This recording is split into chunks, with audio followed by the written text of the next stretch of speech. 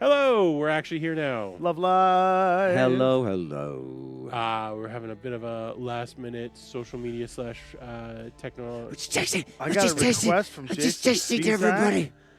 Sure, I'll Please accept. watch this live stream. I don't know. They stole me off the street and were like, "Can you come in here and sit down?" And I was like, "I don't know you, but sure." I was like, there's a homeless person we can bring in. I will say though, I was wondering if you could give me 5 Canadian.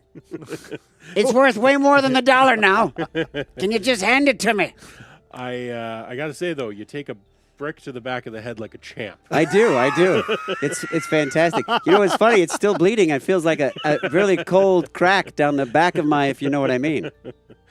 Obviously, this is not Devin.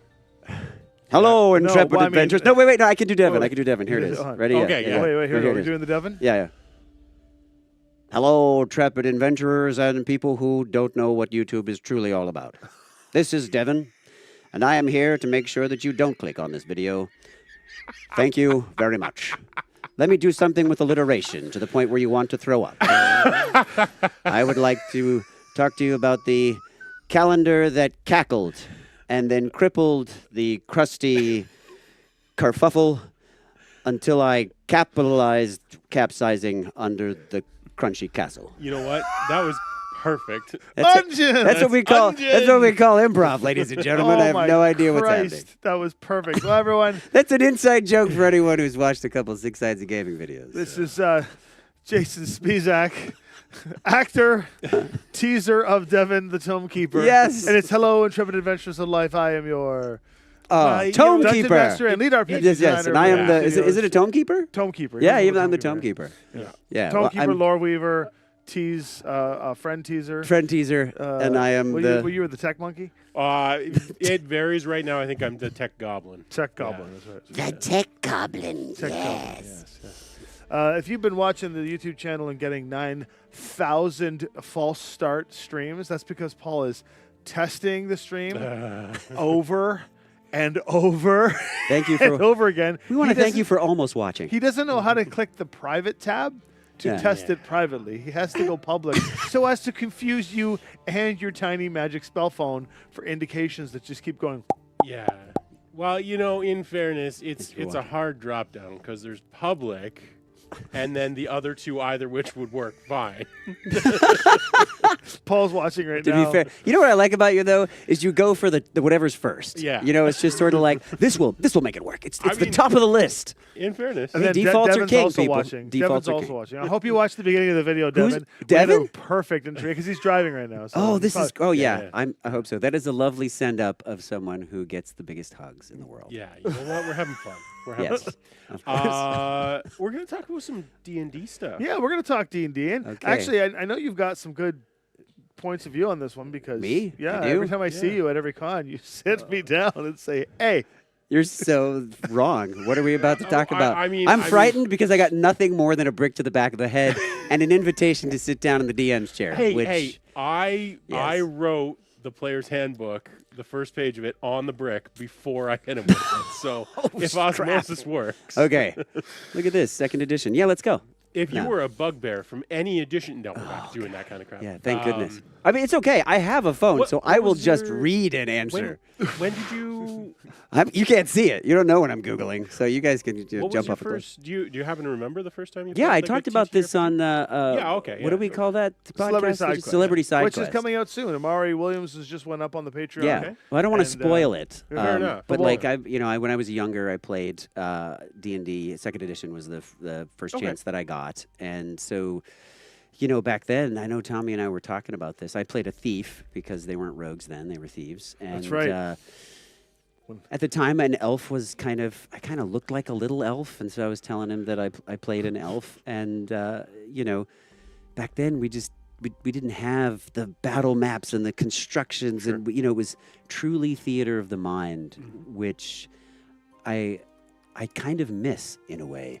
There is something about the tactile and visual nature of a lot of the adventures that take place. Not that there's anything wrong with a table made out of a giant LCD 47-inch screen from Best Buy. I'm not saying there's anything wrong with this, okay? Or a projector hung from the ceiling with duct tape and a couple of paper clips.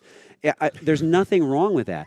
But it is a different type of experience. it's completely different. I, grew up with theater of the mind because there was a lot more of that in life. And in general, in every part of our lives, there was more theater of the mind because people read a lot more books than they did movies. And there wasn't video games at the time that would be completely immersive. So I love that part of it. That aspect of it is my favorite. I actually, so don't get me wrong, some of our sponsors are Hero Forge, Dwarven Forge, and their stuff is absolutely top notch. But no, I love it. It's just a different type of experience. It's a different thing. Like I actually really am impressed with it, and I really like it. And for a streamed game, it makes a huge difference because it's one thing for us at the table to keep things in our theater of the mind, but for people at home, like there's no way they're going to track everything. Yeah. But it's theater of the mind flair if I can do that to people who are at home. That's right.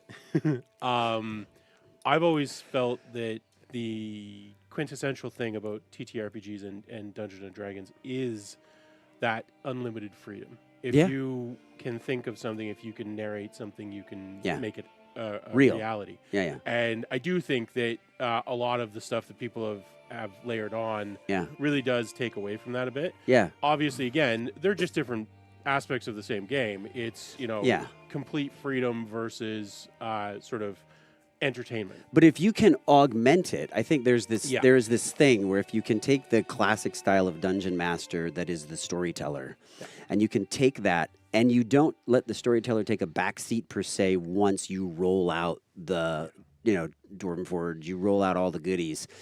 The storyteller's still present in those moments. I think you can get to a pretty amazing place. You can use it to plus the moment of the game, for sure. Because it's not replacing the theater of the mind. It's really just now my token's in a specific spot, and I can count the how many 5-foot squares I've got. I mean, that's mechanics. It's just an aid in the mechanics. Right.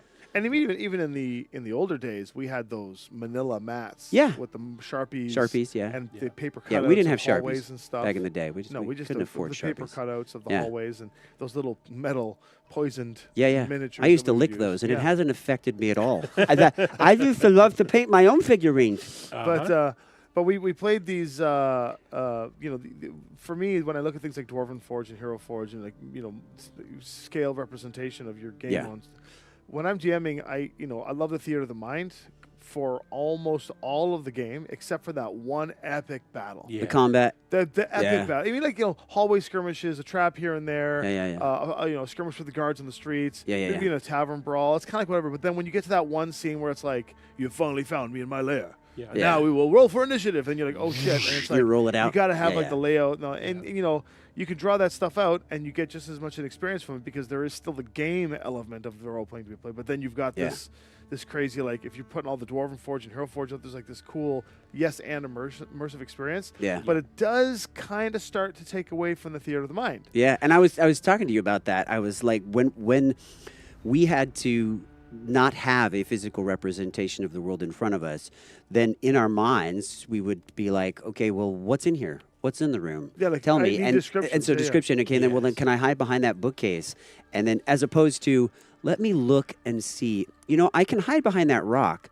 It's a very different experience to see it and then think about how you're going to interact with it versus investigation and perception and the DM's painting the story to you, and then you're reacting with what has been offered. It's more of a yes and verbally to me than it is when it's represented. It's more of that. Yeah. It's very. It adds some limitation, even if it's not intentional, but that's not always a bad thing. That's right. Yeah, Because it would be like if I was like, that rock there I see is X number of blocks high and X number of feet wide, but is there anything on that rock? Right. Like, it's weird because it's almost like I would stop to ask the questions that I would normally ask if it wasn't physically present. Does that make sense? That really helps with Deadliest Dungeon. So when you're playing a type of game where you are doing a dungeon crawl where everything is super mechanical and everything is like down to like the wire, as long as you have the appropriate representation on the board so you can see what the descriptions are and you put the little boulders out and the chests out and things like that, then it's kind of a like... then it's like almost like you're playing a little like Hero Quest back in the day. Remember Hero Quest? Where you had like these doors, you had open and closed doors, you had like candelabras and shit you put in the room, and it became like an actual like visceral Like a board game? integration. Yeah, like a board game. It's a board But game. then you're right. If people are creative enough, when you see the props and stuff or the items and things in the room, you don't just have the DM describing. As you walk into the room, you see, four chalices on the left wall. There's a bookshelf with some ratty tomes. Blah, blah, blah. Yeah. You see the actual pieces there, and then as a player, you look and go, this tome here or this bookshelf.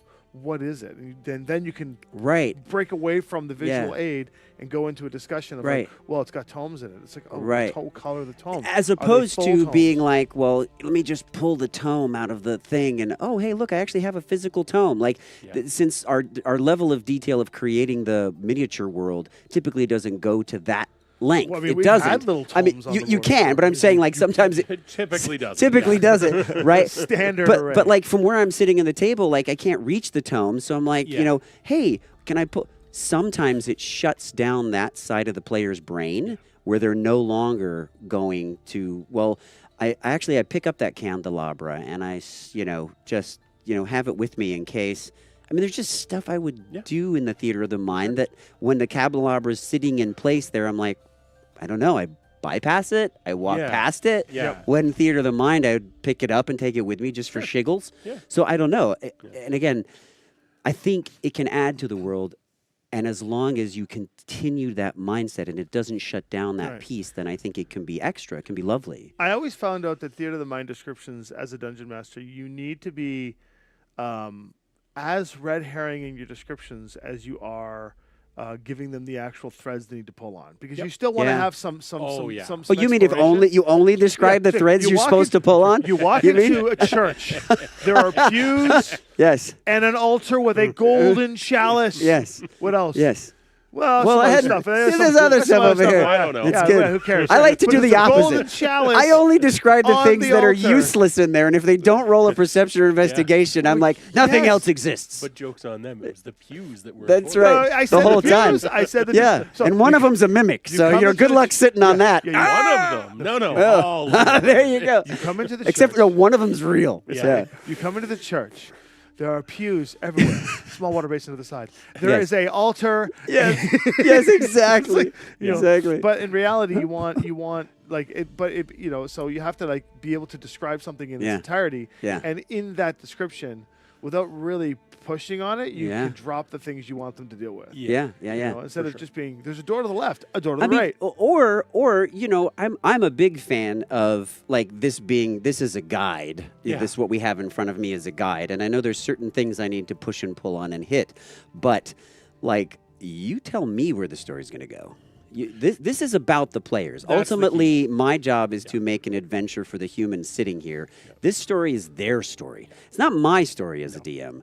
It's their story. So if they're interacting with the pews and everything, there's nothing to stop me from swapping that one magic object for another, and they have no idea I've done so. And they never got to the thread that was really written here. They just weren't. How many times has that happened where you're like, they're just not pulling on this thread? So I actually stopped preparing mostly for DMing and just learned to ad-lib everything. Right, exactly. Because the players that I tend to play with, there's no chance. Yeah, they will never get to the part where I actually... it was a waste of time. So I'm just like, cool, you want to do backflips and pick flowers? Let's go. But that's beautiful in a way, because sitting down with a prescribed way for these people to experience what's supposed to be, which is a collaborative story. You can't do that. It's sort of like, because I've done a lot of improv, in theater. I've done a lot of improv on stage and whatever. And you can tell the difference. Somebody gets up on the stage and they have this idea of something that's going to be funny. And they try to stick it into the show somewhere, and it doesn't fit. Yeah. And everything else in the show is hilarious and funny. And while that may have been really cool when they were coming up with it in isolation, it just doesn't seem like it fits. And it sticks out like a sore thumb, so you almost can't in a way.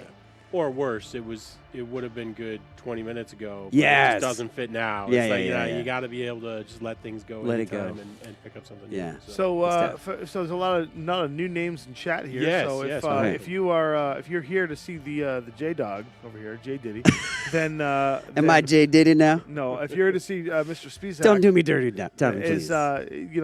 also let us know if you're new from Toronto Comic Con. If you happen to watch us on stage and Oh, follow yeah. us along with that big white QR code thing I put up on the table there. Yeah. Let us know if you're from Toronto or how you found us. If you came from Jason's Insta, you Yeah. did the hard work of the copy and paste. There it is. Yeah. But anyway, there's a bunch I of people apologize here. for posting a link on Instagram that you can't click on and can't use at all, but have to just sort of, I That's don't our know, fault. Yeah. dictate. I blame Meta for everything. Wow. That's awful. in the Blame world. Meta, blame me, blame Josh. Nah, it's okay. Yeah, I'll always blame Josh. Kazi, did you ever play Kazi? Yeah, Cassie. Hey, Kazi. Hi, Kazi A lot of people Plush.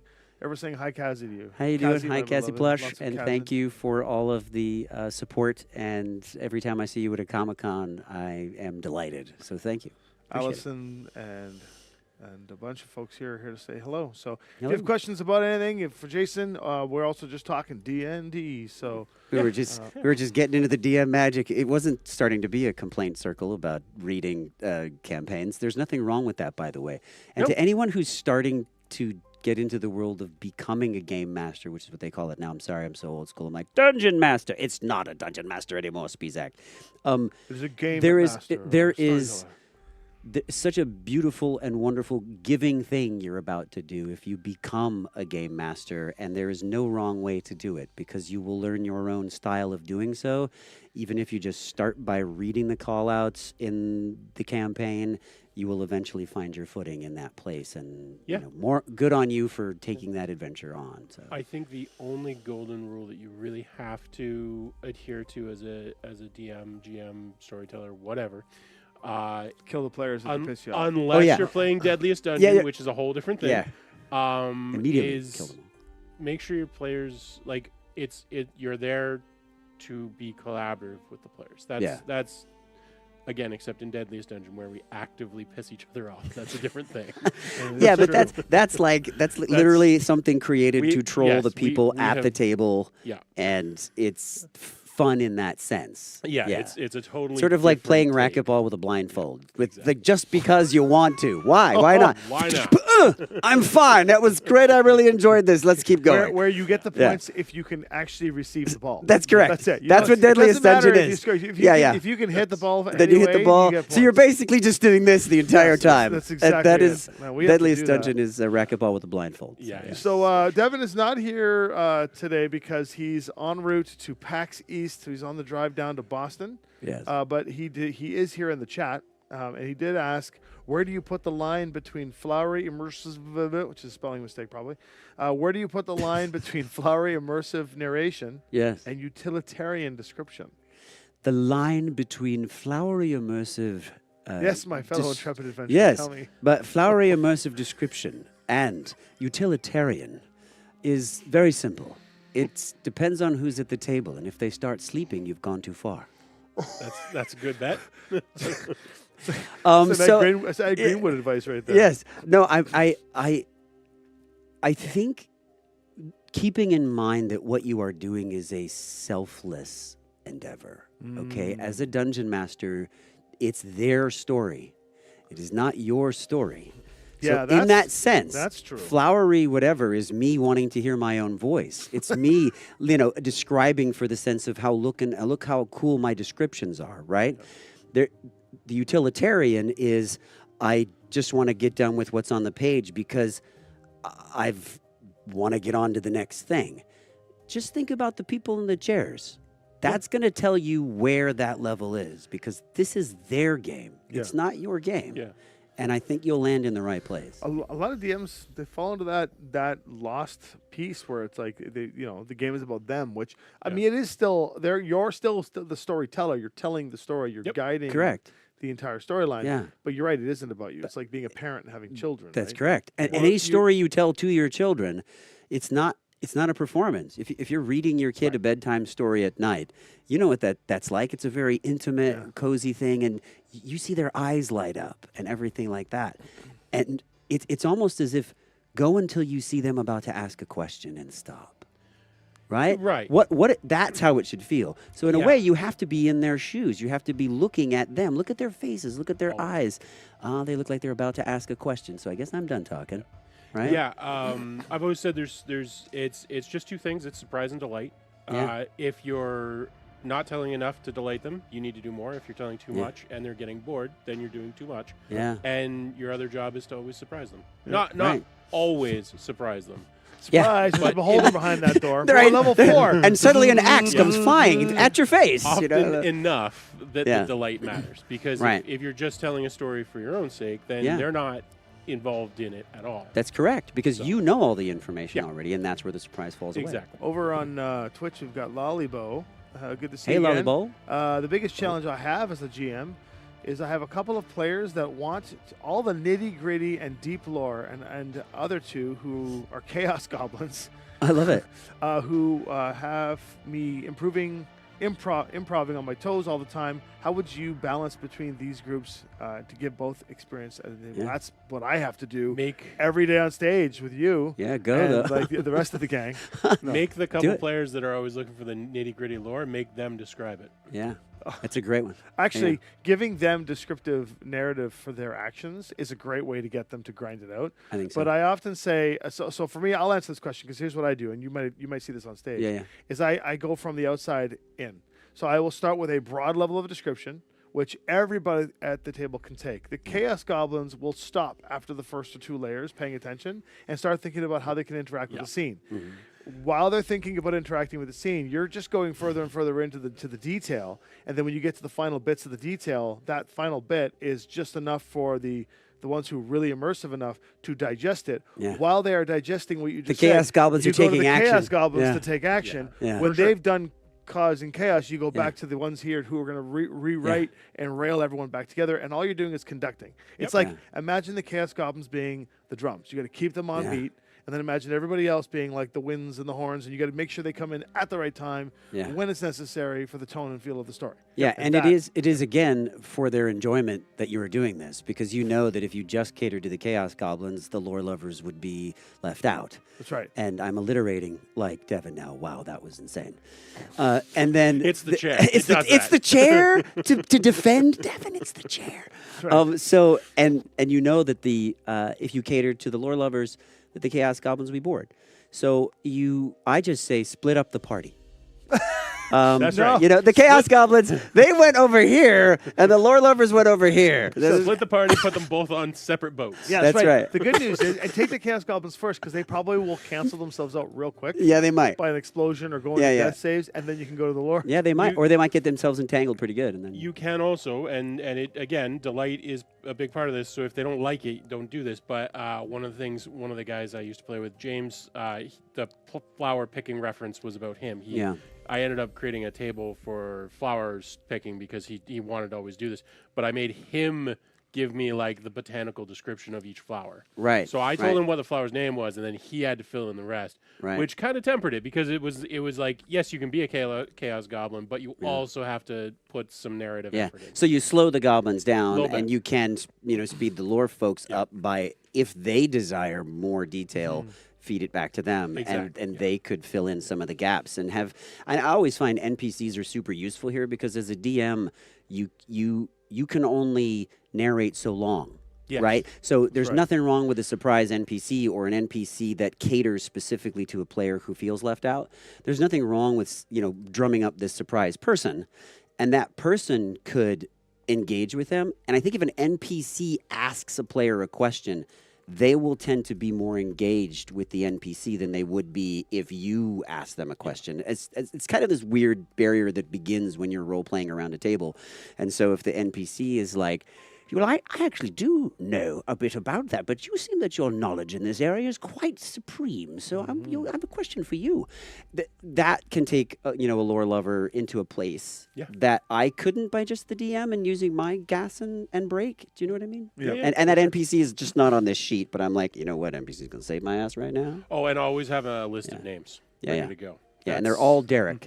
The one thing I would say, try not to do when you have a mixed party like that is, for the Chaos Goblins, is to anchor them, Because when you anchor a Chaos Goblin, they will either immediately burn out and not want to do it anymore, or they will try to squeeze through your grip and push through and break the boundaries, which turns them into an uncontrollable chaos dragon. Like they go crazy. Yeah, and they'll be looking for your attempts to lock them down. That's right. And resist in the future. That's right. So you want to always give them just enough chaos for them to hang themselves with. Almost like a chew toy. Yeah. That's right.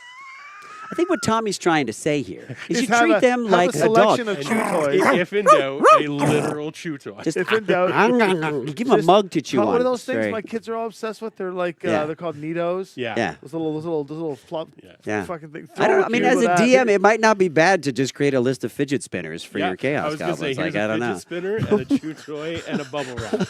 You know. For those of you asking about the backer kit, that backer Yeah. kit link that's been pinned is to a series of Imarian gaming stuff. It's live right now. Jason has a whole adventure in there that was written based on him. Yeah, yesterday, You just found out Devin about- came up to me and he was like, I've got this great adventure that Grimm goes on. Grimm. Yes, that's who's is- Grimm? Who's Oh, Grimm? yeah. So Iron Rune. for those of you who don't know, Rune Biter. Grimm. Brine balls.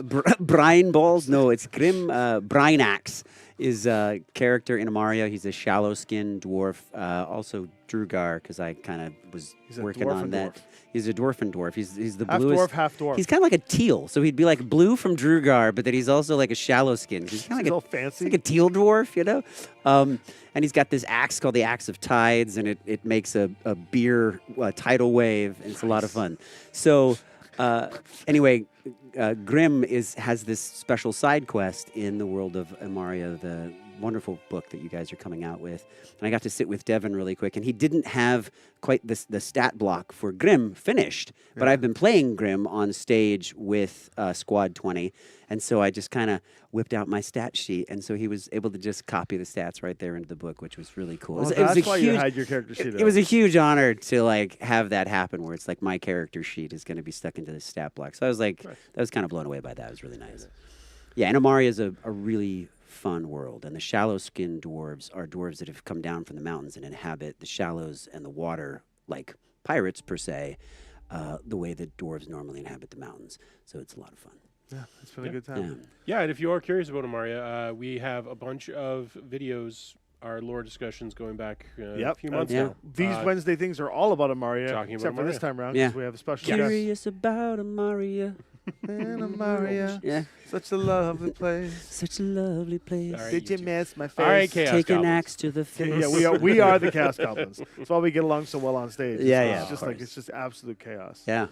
No, I think that's really good advice for dealing with Chaos Goblins and lore people. And also, you do have to, just like you have to temper the Chaos Goblins a little bit, you have to temper the lore people a little bit too. And a lot of that just comes around, depending on the player, just having them partake in the lore helps a lot. Because sometimes they're looking for something to scratch an itch that you're not aware of. And if you give them a little bit more agency, sometimes they'll fill in the bits that they're looking for. Yeah. And then you can elaborate them. Because the thing is, you can't read their mind, right? Now, one thing I will say, and I'd actually be curious what you think about I this, can read their mind. Give me the dice. That's right. One of the things that I will ask my players pretty regularly is, like, what does your character want in the next, like, little while? Or, like, what do they want out of Wants the and town needs that are they're going hard to? to come up with. A lot of characters have a hard time coming up with what their Yeah. characters like wants and needs are. Yeah, I think many of them exist in the world to react to it. Yeah. You know, in a way, they're looking for the story to unfold, for them to participate in a reaction way, rather than having designs on what it is their character as if they were a real person, how that person lives their life, right? Yeah. And I think sometimes in role play, oddly enough, I find that them desiring something out of it can really help create stakes in the story, something for them to gain or lose or never achieve that their character really wants, can really help along those lines. So in a background, one of the things you could have them add is just one thing that their character really wants, but never got a chance to do or have or something like that, because it creates, like, we as human beings, if I sat down and I asked you, is like, so I know you've been doing this, you're working the tech here and behind the scenes, you're a dungeon master, you're doing all this great stuff with Six Sides of Gaming. Like, if you could do one thing in the world, what would it be? Swim in Scrooge McDuck's vault. Things are looking up for old McDuck. Yeah, So, you know that if you dove into you die a instantly. sea of coins, yeah. like he did, you Yeah. don't swim in it. No, you just die. Your vertebrae Yeah. connects with your spine. Right. You just But splash I mean, on the metal. but that means become very rich, Yeah. right? The idea is that No, I don't want the money. I just want. just want the pool. Yeah, okay. But asking that of any Yeah. human, and if you are have some you have a sufficient amount of empathy and they feel safe and vulnerable around you, they'll tell you the answer. So I think adding some of that directly to their character sheet in the beginning of things really helps. It really helps for them to write it down, and if then you play with that in all the variety of ways that we do.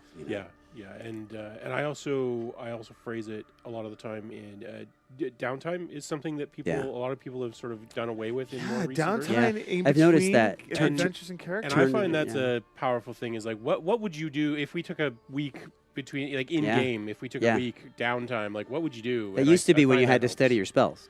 Yeah, right. We don't the do old school that. days. We where don't you do would that anymore. Man, you're right.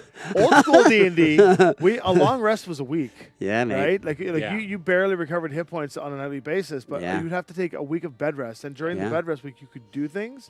Like you could scribe spells. You could do very minor things. Yeah, downtime was a real thing in D&D. Yeah, because it was actually part of the mechanic that you needed in order to do that. Which is probably more realistic if we're honest. But But what Yeah, was right. fascinating about the closer downtime- we get to sort of attention span theater and video games and things like that, the more we lose some of that aspect. But what I found fascinating, God, you just brought back like a whole era of D&D for me. What I found fascinating about it is that that's a reason why there were whole sections in the old books about aging and age-specific modifications to your mechanics. Like as you got older, you would become vulnerable or whatever, and then you would lose.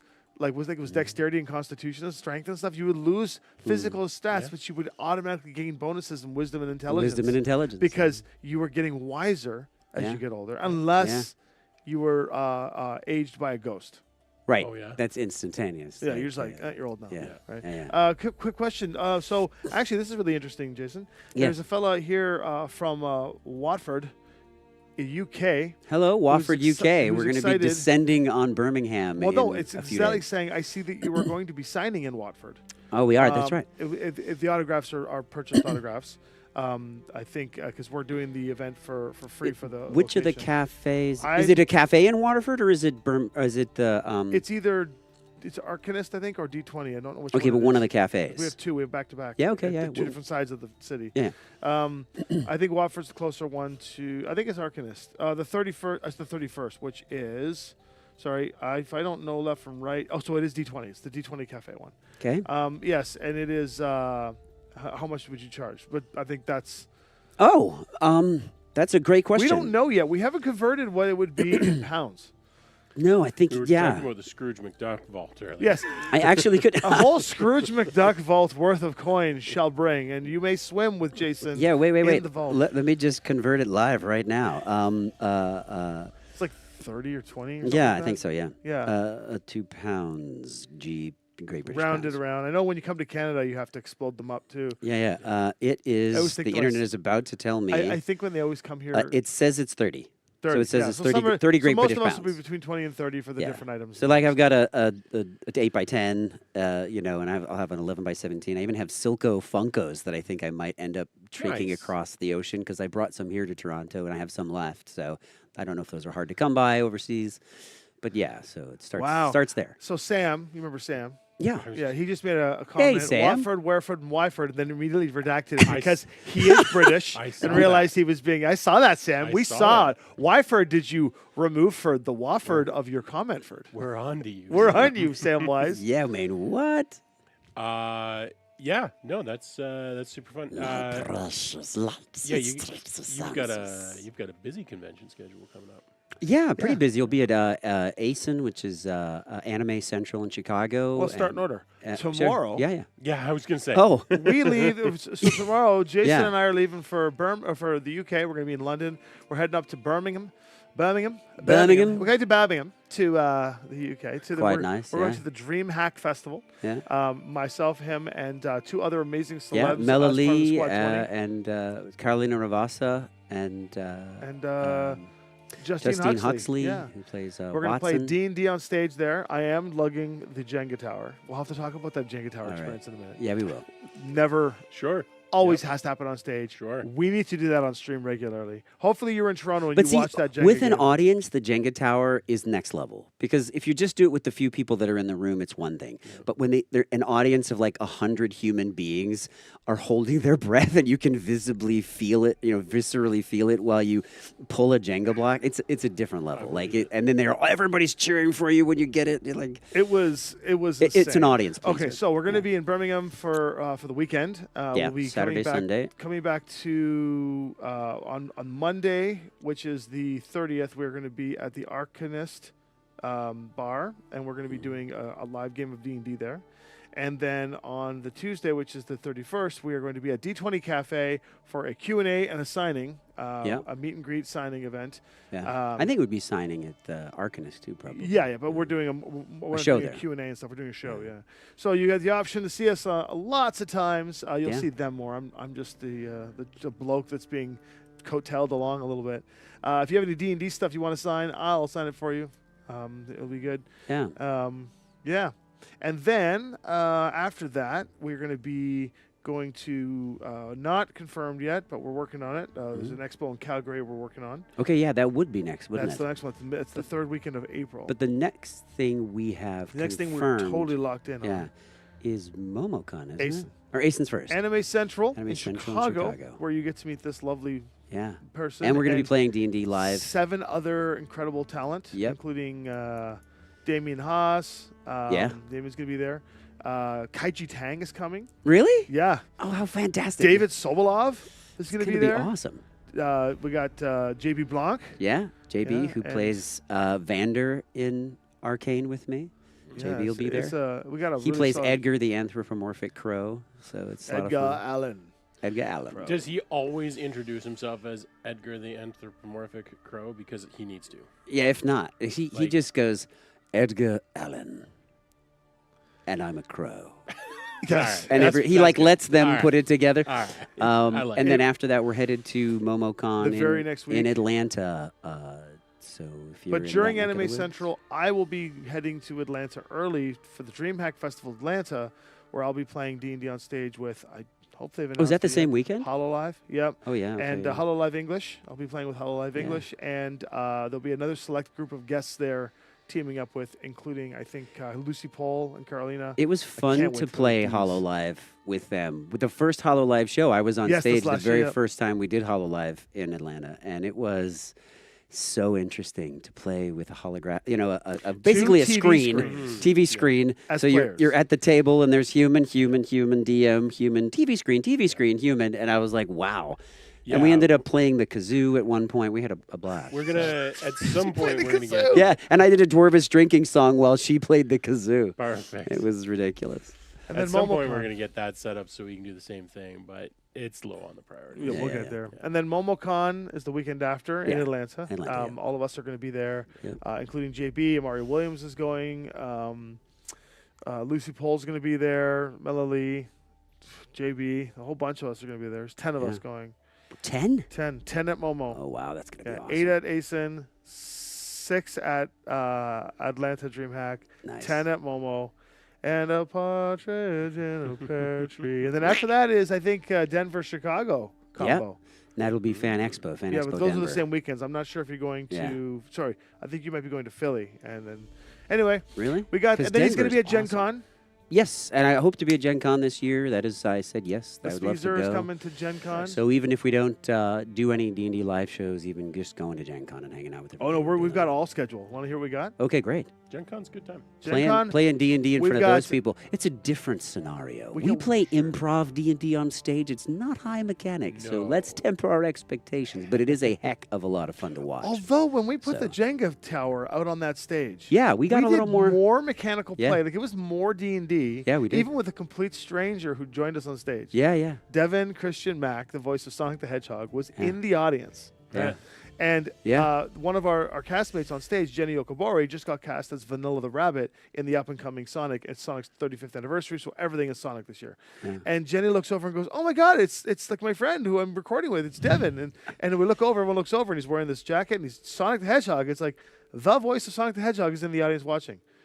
Do you want to come play D&D? He's like, "Hell yeah!" And they just came right up on stage. And he had never played. He'd So never he's played. never played a game of D&D in his life, and of course he hasn't been on stage with us ever before. And he comes up on stage, sits down next to me. I make him feel right at home, just like you would with anyone at your table. And we he doesn't even know what character he's playing, and we're like, "You're Sonic the Hedgehog." So he played Sonic the He Hedgehog. had no idea what No he was clue. doing. So No. he played a green hedgehog named Yeah, yeah. Sean Nicholas. Yeah. Sonic. Sonic. Just for copyrights purposes. Yeah, for yeah. And he was amazing. He was fantastic. He crushed the stage. Yeah, yeah. At one point, he was like, you described to him that he could run and, quickly in bullet time and all this other stuff. And then at one point, he ran across water that was electrified previously, and it had been de-electrified. And he was like, "Okay, I take the water."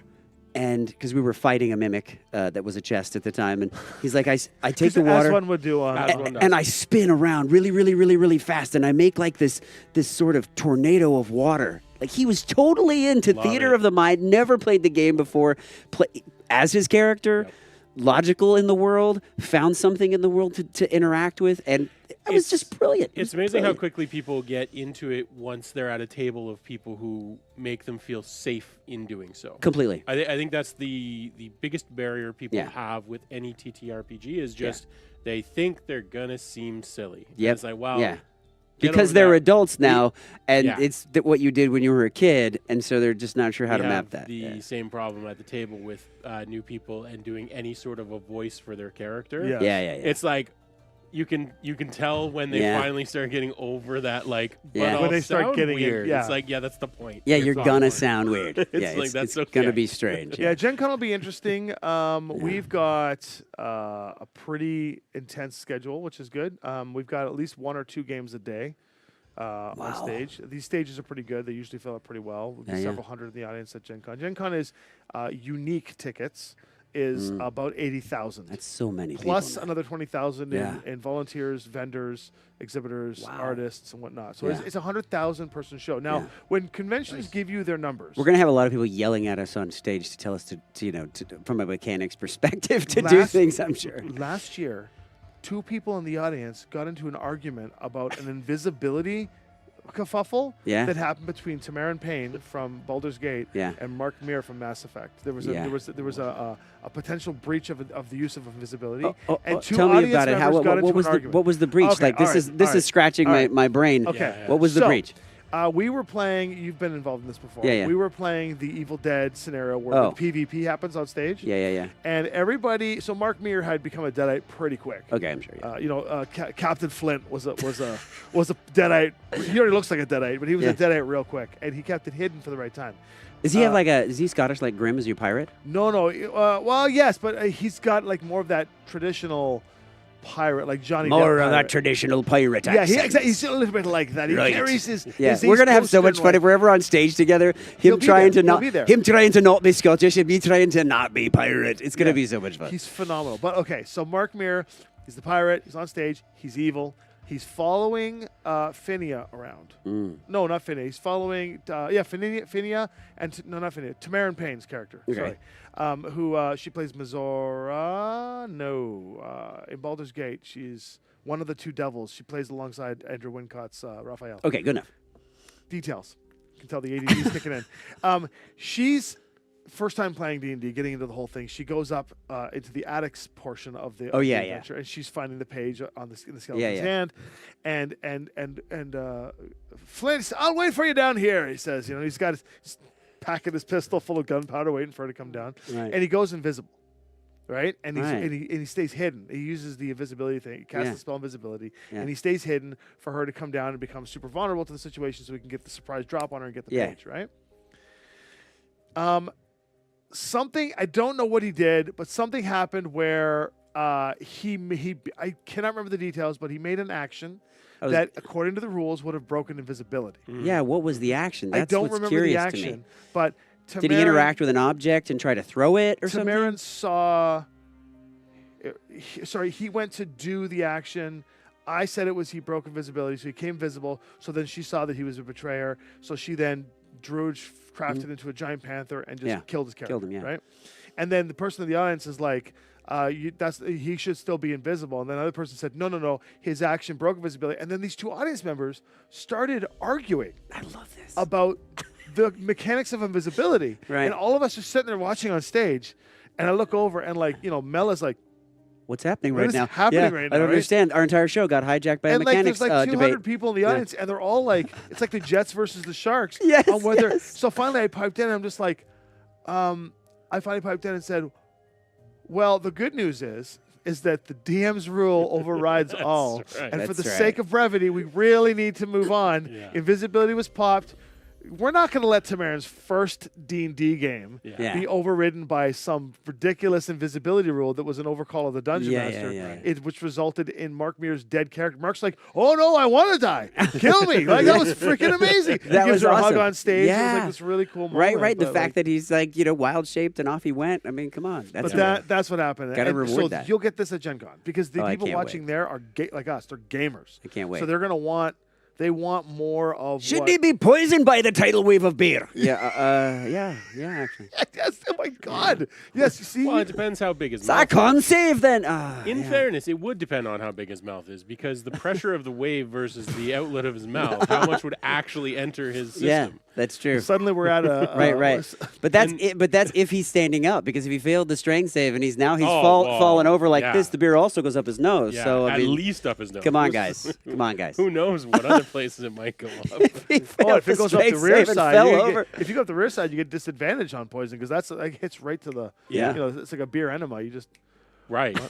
That'll get you drunk real fast. Oh yeah, exactly. That's why you get disadvantage on the stage. Yeah, that's right. I remember at one point he fell over, so he has disadvantage. We Beer in had the rear? somebody, Yeah. They were in a brewery and It's the new spell somebody attack. lit a fire. Like they, lit a fire or cast heat metal, I forget what. But it resulted in, and it was, sorry, not a brewery, a distillery. Oh yeah. And it resulted in lots of heat. Yeah. It's like, okay, all of you are beyond drunk. Yeah. You are like, you cannot move. You get the amount of alcohol fumes that you are ingesting right now will immediately incapacitate you. That's correct. Yeah. When the brewery goes up, that's the first or the last place you want to be. Yeah. So or it will be the last place. One of the team was outside and got to witness the Viking funeral of their entire team. I love it. On the pyre with the ale going up. Just like, oh yeah, you did not. At least they died happy. And so are we. Yeah. I was going to say the outside, the fumes would probably carry. Oh, for sure, yeah. Oh, okay. What do you got here? Yeah, so people are correcting me. It is Missouri. So I should play Missouri. Yeah. Okay. So Gen Con, we have a number of games coming up. Luckily, I'm going to go and just filter out the entertainment portions of it because we actually also have live play. Actual play games where people can come to the tables. And is this like what we did at that one con where we went to their tables for a second? That's what we did in Edmonton. Yeah. Which we'll do again in Calgary. Okay. But yes, we can do that. But so we're going to have tables played all day long with Dungeon Masters running games in the following worlds. Yeah. IMARIA, Thundercats like Thundera, Evil Dead, and the Munchkin universe. Okay, right. So of our stage games, we have the IMARIA Nights, the musical tales. Oh, yeah. Our musical is the thing we always do. Yeah, that's of course. one of our favorites.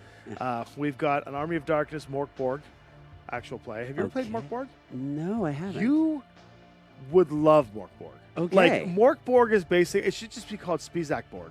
Like it's so Morkborg is of the darkness. It's a Swedish term. Yeah. Made by two hilarious. You have to say it like this, Morkborg. Morkborg, yeah. Yeah. Yeah, das, yeah. Oh, not das, yeah. That's Das, that's German. Das, sorry, yeah. Yeah. Morkborg, yeah.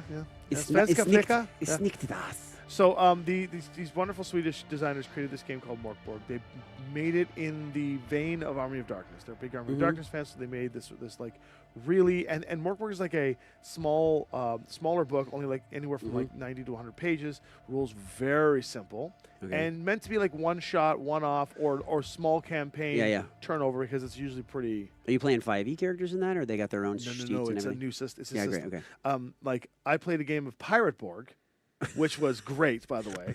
I saw that episode of TNG. I'm not a geek. Right? Hi, how are you? But I played Pirate Borg in Kentucky when I was at the gaming convention by the guys who made Pirate Borg, and I was playing a dark sorcerer who had been rumored to be a sorcerer on a pirate sorcerer on a pirate ship with 1 hit point the entire show because the person who had the most hit points had 7 hit points and that's it. Oh wow! Like it's very, very, very visceral, very like that's fantastic. Dead, but like there are moments where everybody, when you're rolling dice and stuff like that, you're rolling on charts to get story beats to describe epic moments. And so anyway, so we have the ability to create Army of Darkness Borg. So we're gonna call it Necroborg, and it's gonna be basically.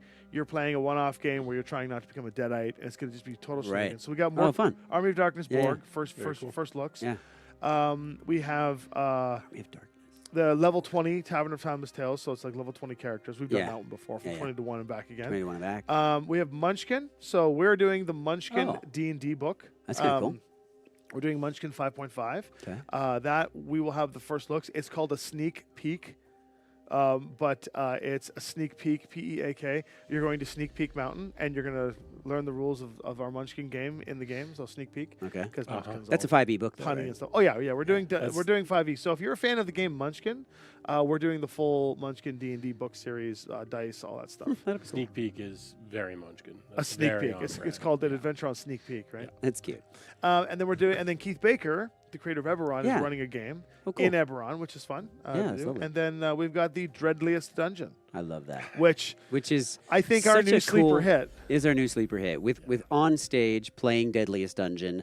You know, we just did this last weekend here in Toronto. This was insane. You've got our players.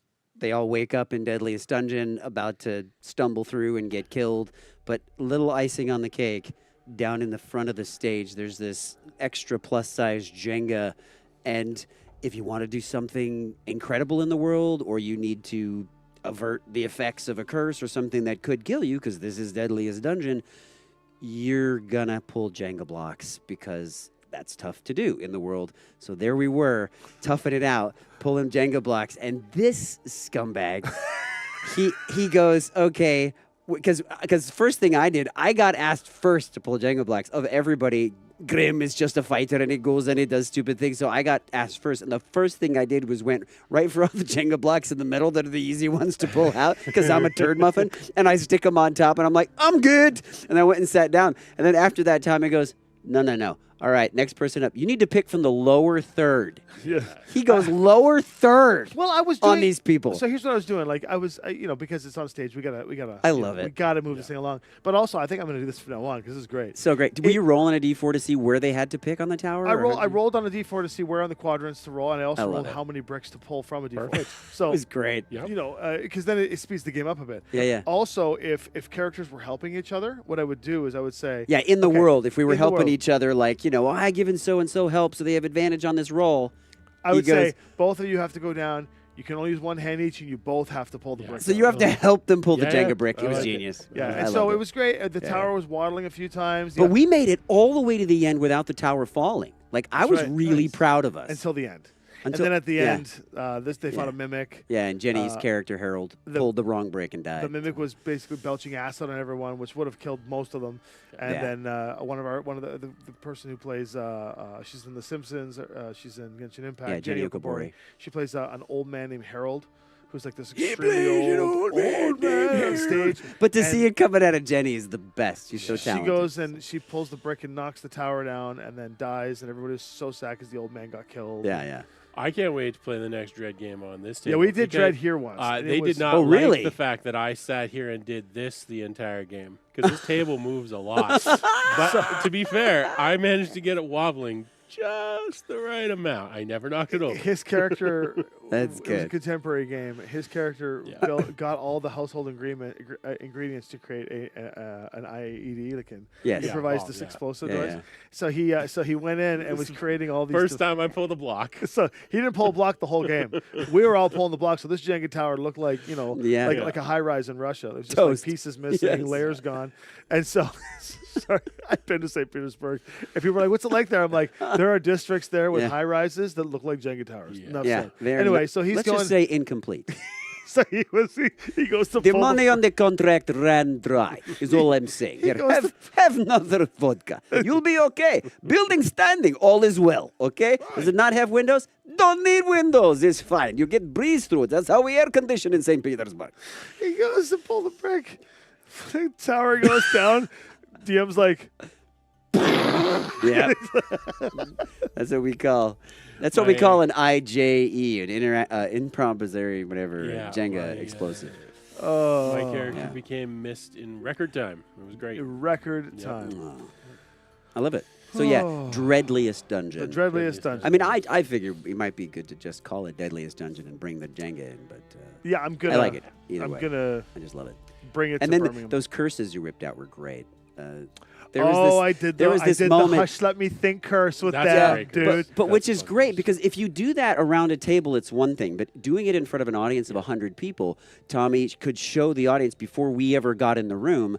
It'd be like, these are the curses. Like showing them to the YouTube audience. It's basically 100 people live. And he's just like, so they know what the curses are. Yeah. We don't know what the curses are. And it creates this beautiful moment where once we're cursed, the audience is in on the joke and they are dying while we are trying to figure it out. Before they showed up, I was setting up on stage and I read them all and showed them all the curses. It's so great. That's actually one of the things I'm looking forward to when we start Shadowrun in the next little while is the fact that the audience will be able to go and get live information that you guys are not privy to. Which is fun because audience participation, I mean, in this thing, when you are doing it live, like, this live stream or in front of a live studio, stage audience, that's just that extra level that if you can drop a couple of gems that make it worthwhile to be in the seat, so it's so good. To let you know, that is and screw you because that was just those curses. It's a great curse. I can't take credit for it. That is a Devin curse. Yeah. So good. Devin made those, and Devin used them on our stream back in the old days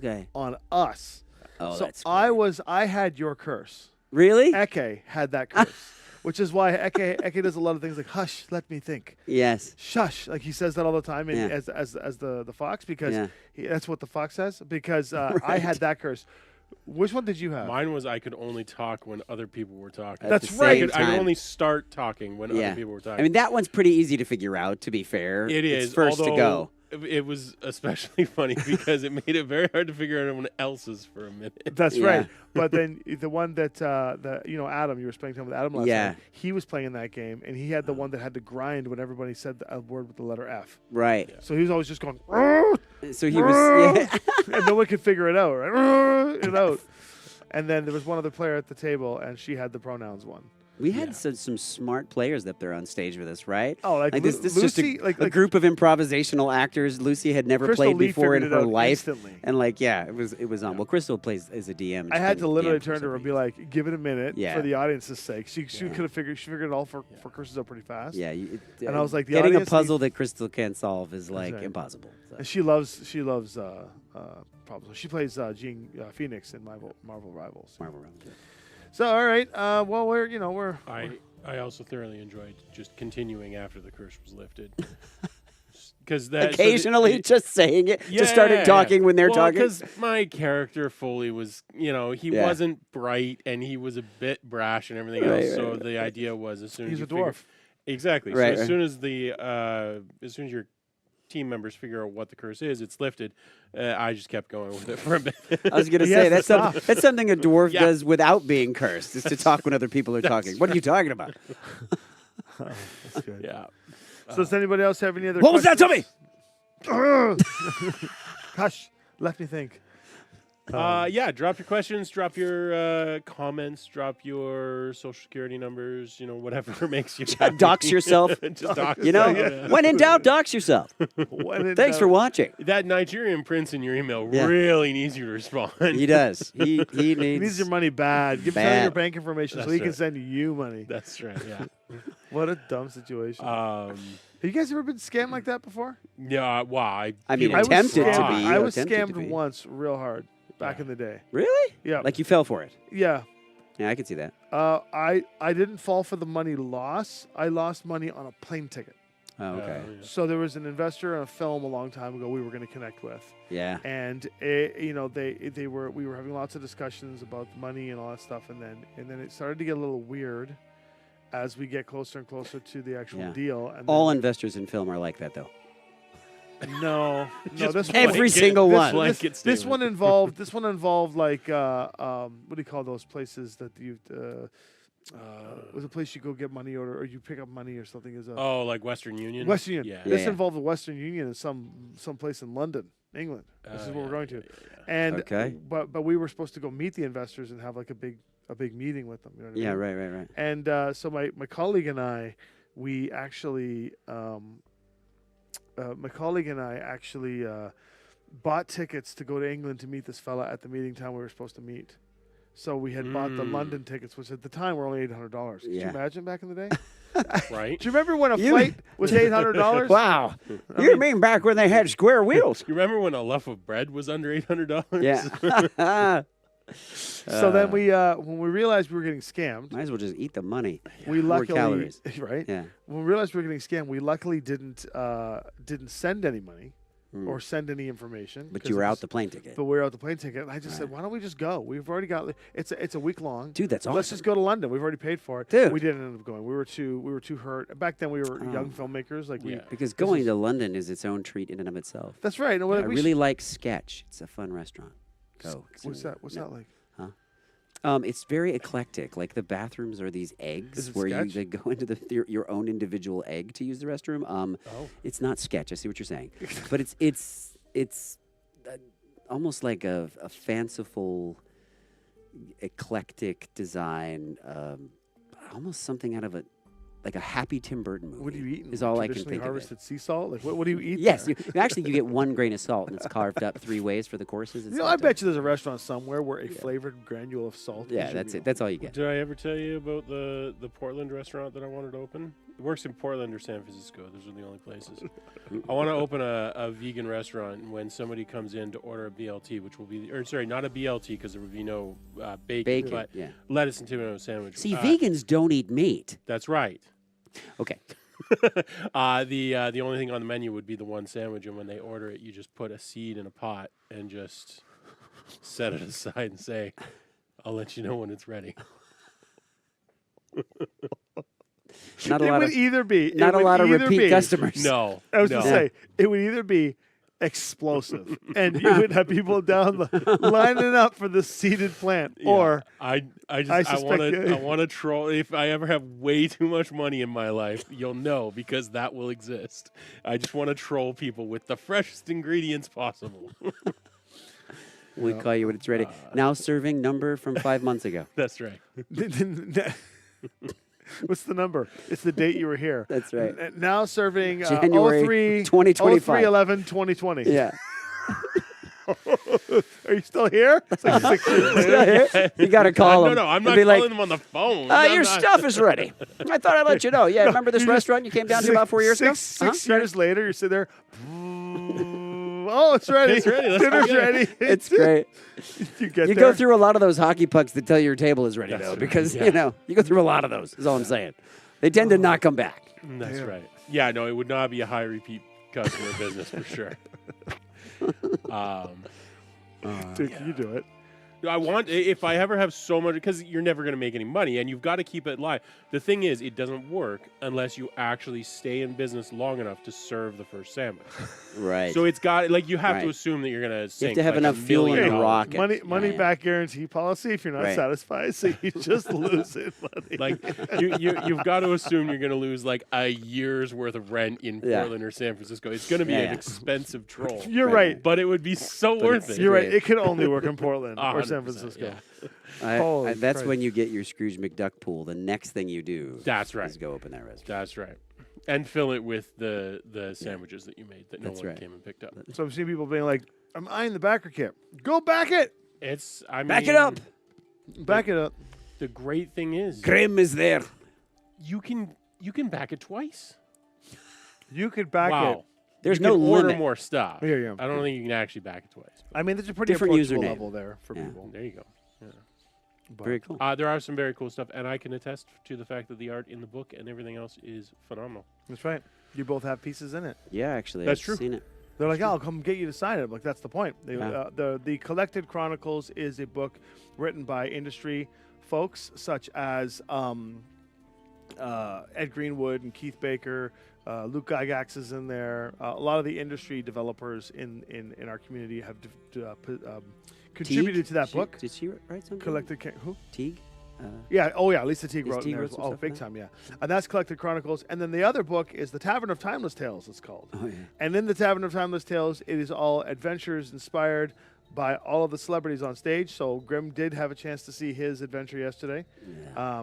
I don't even know what's in there yet because Devin's been like grinding. Devin Oh, has it's just really been, like, cool. There's like there's an ale house that Grimm's favorite ale comes from, and it stops producing, and you got to figure that out. Oh, is that what it is? Yeah.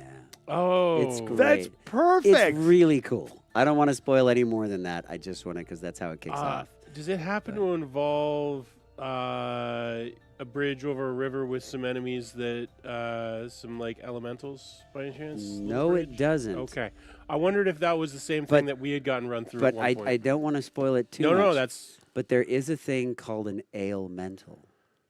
Oh, Okay, that's you know, right. I've been maybe- hearing him talking about So, this thing. for- but I don't want to go any further than this. Okay. I don't want to go any further than this. Ailmental. I think parts of It's this might so- have been sprung on me as a player at some point. It's I'm so not cool. sure. I love it.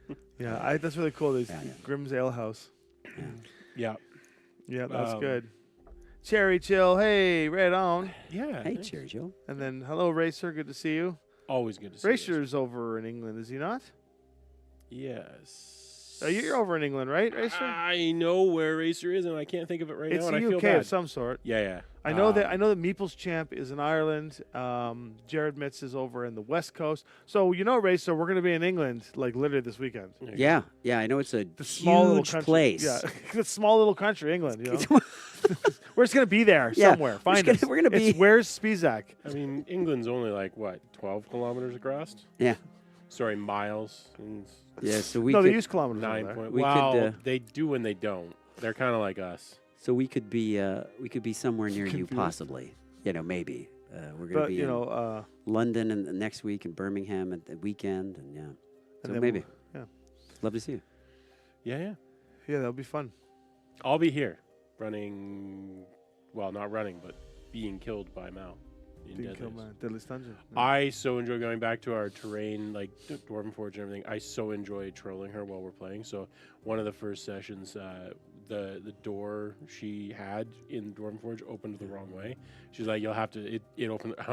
I for 20 minutes I wouldn't shut up about Oh, that's the great. imagination required to imagine a door opening the other way. The opposite way. What do you mean? The door opened the wrong way, and she was like, What's the wrong actually, way? What's the right way? well, it was supposed to open, I think, inwards, but the only one So- she had opened outwards, so wait. like for the terrain. Wait. So, The- a on normal the door. Yeah. Is the right way to open it toward you? Or No. I'm You just know saying. what? I'm just It saying. depends yeah. on what side of the door you're on. That's right. That's right. That's right. Exactly. right. You just have that scene where the camera just gets covered in my blood, and I'm just like, Yeah. But yeah, there was that, and there's been a couple other things. Anytime something doesn't match perfectly, we give her no end of trouble. Oh. But the best thing about Deadliest Dungeon is because so anyone who hasn't seen any Deadliest Dungeon, it is the one time where the DM is actively trying to murder our characters, and we are actively The trying one time to- when you DM. That's Just saying, man. There was one day she said something about like, oh, what spell you're casting? And I just said, you'll find out. She didn't like that.